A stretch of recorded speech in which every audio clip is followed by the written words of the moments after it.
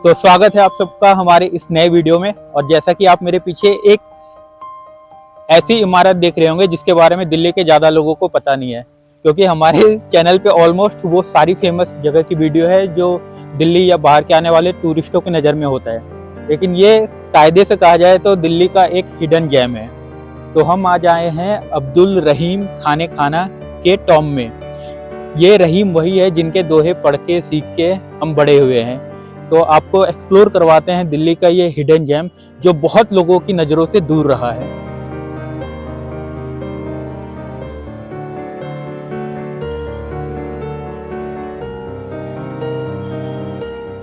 तो रहीम के टॉम का नियरेस्ट मेट्रो स्टेशन जो है वो जवाहरलाल नेहरू मेट्रो स्टेशन है।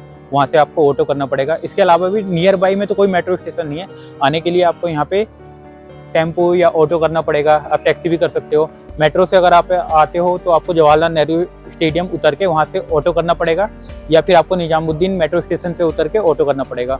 इसकी एंट्री टिकट का प्राइस 20 रुपये पर पर्सन है, जो कि आपको ऑनलाइन ही बुक करना पड़ेगा। यहाँ पे काउंटर पे आके टिकट लेने का कोई प्रोसेस नहीं है। तो जो ये रहीम थे ये अकबर के 9 रत्नों में से एक थे। इन्होंने बहुत बड़ी मतलब इनके पास भाषा की अलग अलग शैलियाँ थी, जिसके कारण इन्होंने रामायण को, महाभारत को पर्शियन लैंग्वेज में कन्वर्ट किया था।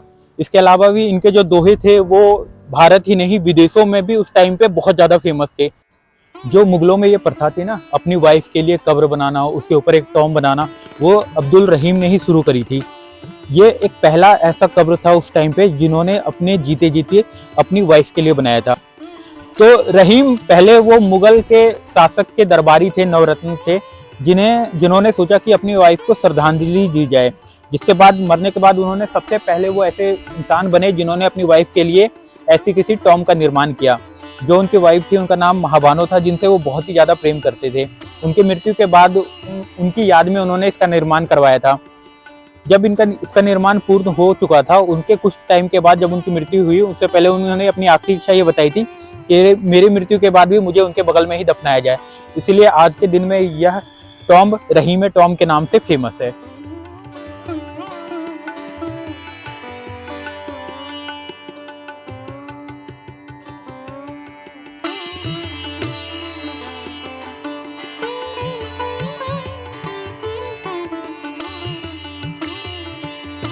तो आओ अब मैं लेके चलता हूं आपको इनके मेन कब्र के ऊपर, जहां पे बेगम और उनके शौहर की कब्र है।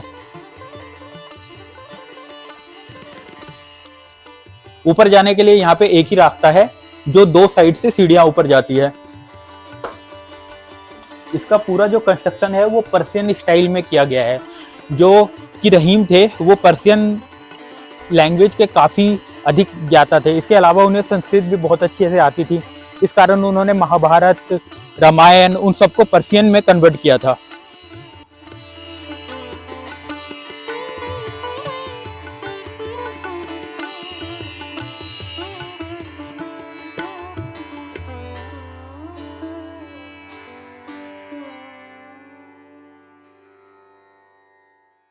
क्योंकि अब्दुल रहीम कोई बहुत बड़े शासक नहीं थे, वो एक नवरत्नों में से एक थे। इसका एक बहुत बड़ा उनकी इस जो टॉम है इसको खामियाजा भुगतना पड़ा। उनकी मृत्यु के बाद जब सफदरजंग का टॉम, जिसकी वीडियो हमारे चैनल पे है, जब उसका निर्माण हुआ तो उसके निर्माण के लिए तब के टाइम में मुगल के जो शासक थे उनकी सच में हालत बहुत ही ज़्यादा खराब हो चुकी थी। उनके पास इतना धन या इतना पैसा नहीं बचा था कि उसका निर्माण अच्छे से करा पाए। तो उन्होंने इसे तोड़ के इसके पत्थर और ईंटें ले जाके उसका निर्माण पूर्ण किया था, जिसके कारण इसकी हालत इतनी ज़्यादा खराब हो गई थी कि 2014 के आसपास ये कोलैप्स होने वाला था। तब Indian archaeology survey of India और कुछ इंस्टीट्यूट में मिलके इसका पुनर्निर्माण कराया। इसका जो रिकंस्ट्रक्शन हुआ है वो भारत के इतिहास में जितनी भी इमारतें हैं जिनका भी रिकंस्ट्रक्शन हुआ है उसमें से सबसे लंबा टाइम लगा था। 2014 में इसका शुरू हुआ था कंजर्वेशन, जो 2020 में जाके पूरा हुआ था, और 2020 फरवरी के आसपास से दोबारा आम लोगों के लिए खोल दिया गया था।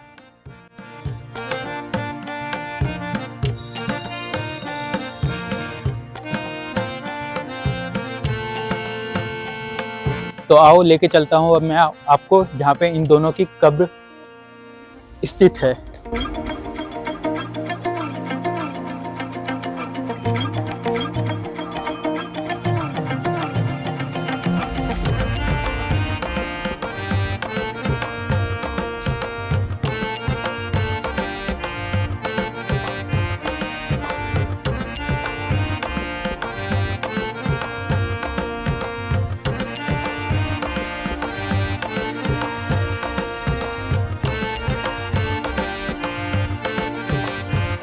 आज के टाइम में ये बताना बहुत ही मुश्किल होगा कि रहीम का कब्र कौन है और उनकी वाइफ का कब्र कौन है, पर इतना माना जाता है कि उस टाइम पे उनका ये होता था कि जो महिला होती थी वो पुरुष के दाहिने हाथ के साइड होती थी, तो दाहिने हाथ में जो स्थित है वो महिला की कब्र होगी। इसके अंदर की कलाकृति आपको ताजमहल की याद दिलाएगी। अब बहुत कम लोगों को ये पता होगा कि जो इन्होंने ये अपना टॉम बनाया था, ये इन्होंने बनाया था हुमायूं टॉम को देख के, उससे प्रभावित होके, और इसी से प्रभावित होके क्योंकि उन्होंने अपनी वाइफ के लिए कब्र बनाया था, अपनी वाइफ के लिए टॉम बनाया था। बाद में शाहजहां ने ताजमहल का निर्माण कराया था। जब ताजमहल का निर्माण करवाया गया था तो दो बड़ी बड़ी कलाकृतियों को ध्यान में रखा गया था। एक तो था हुमायूं टॉम और दूसरा था ये रहीम का टॉम।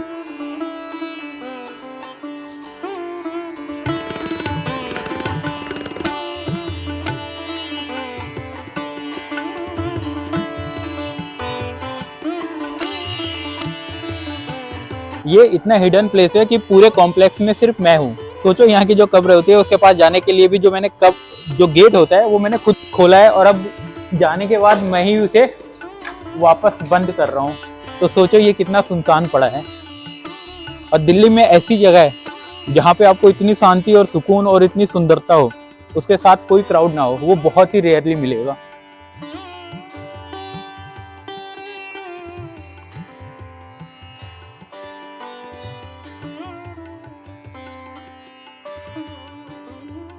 इसके अलावा आप जो ये कब्र देख रहे हो, माना जाता है कि ये उनकी माता का कब्र है, पर इसका कोई, क्योंकि ये इतना ज़्यादा डैमेज हो चुका है, इसका कोई भी पर्याप्त सबूत नहीं मिल पाए हैं। फिर भी अगर उनके रहीम के देखा जाए, उनके जीवन में 3 ही लोगों का महत्वपूर्ण स्थान था। एक उनकी माँ थी, दूसरी उनकी बेगम और तीसरे वो खुद। तो माना जाता है ये जो कब्र है ये उनकी माँ की हो सकती है, पर क्योंकि इसे इतना डैमेज कर दिया गया था, इसका कोई भी कोई प्रमाणित साक्ष्य नहीं मिलता है।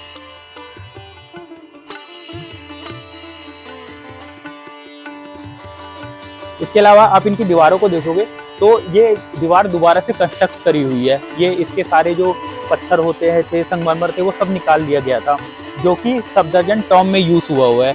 इसमें जो भी आप ग्रेनाइट के पत्थर लगे हुए देख रहे हो, ये पुराना कंस्ट्रक्शन नहीं है, इसे दोबारा कंजर्वेशन के द्वारा दोबारा से स्थापित किया हुआ है।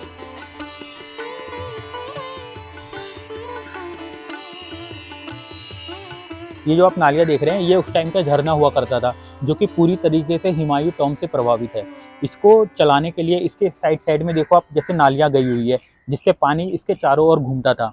इसे चलाने के लिए वो एक तकनीक का इस्तेमाल करते थे।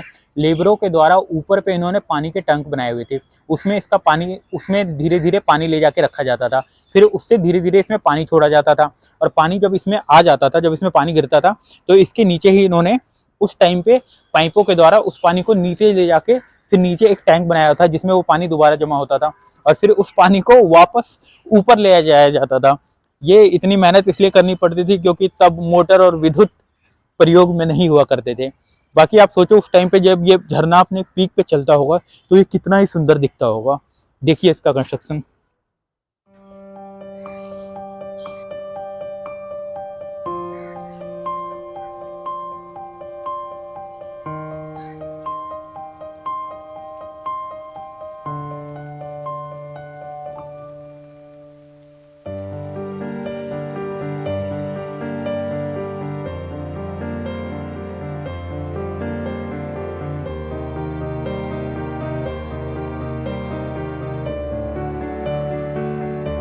आपने जैसे हुमायूं टॉम देखा होगा, सफदरजंग टॉम देखा होगा, उन सबों के नीचे ना ये वाली आकृति बनी हुई होती है।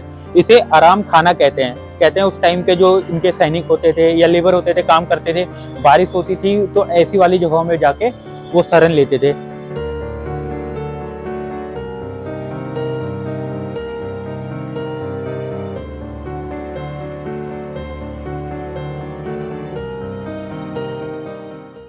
इसके अलावा यहाँ पे एक छोटा सा एरिया बनाया हुआ है जहाँ पे रहीम के दोहे, उनसे जुड़ी हुई जीवन की अलग अलग बातों को लिखा गया है, जिसके बारे में पढ़ के आप रहीम के बारे में बहुत अच्छे से जान सकते हो।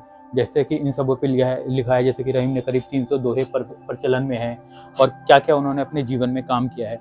इसके अलावा उनके जो फेमस रचनाएँ थी, जिसमें रामायण था, महाभारत था, जिनका वो पर्शियन लैंग्वेज में उन्होंने कन्वर्ट किया था।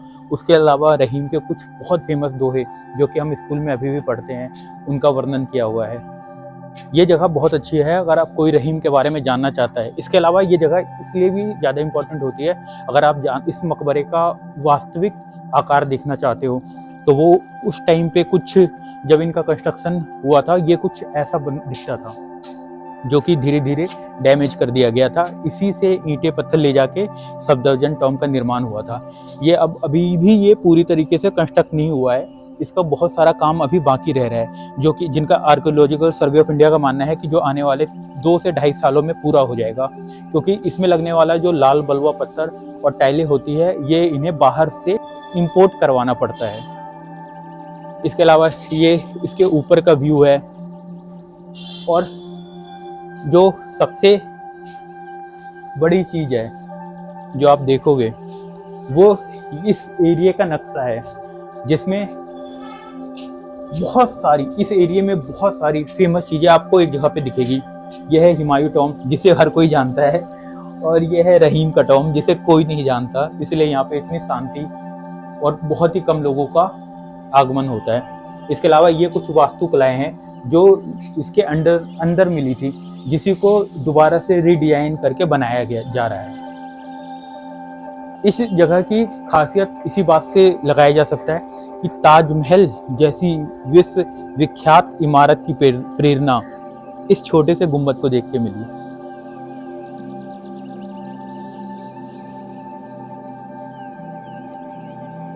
इस तस्वीर में जैसे आप देख सकते हैं, बताया जाता है इसमें करीब 1.5 लाख मजदूर लग गए थे ओरिजिनल कंस्ट्रक्शन में, और लगभग उतने ही लोगों की जितनी मेहनत अब इसे दोबारा से सुचारू रूप से चालू करने में लग रही है। ये जो मेन इसका काम था, जो इसका पत्थर था, वो सब तोड़ के यहाँ से ले जा चुके हैं, और वो सफदरजंग टॉम में लगा हुआ है। सफदरजंग टॉम की वीडियो हमारे चैनल पे पहले से ही आ रखी है, आप चाहो तो जाके उसमें देख सकते हो। उसकी जो अलग अलग डिजाइनें या टाइलें आपको दिखेगी, जो कि आपको बहुत ही ज़्यादा लगे कि ये वाह क्या बना हुआ है, वो एक्चुअली में वहाँ की कंस्ट्रक्शन नहीं थी, उसे यहाँ से ले जाके बनाया गया है।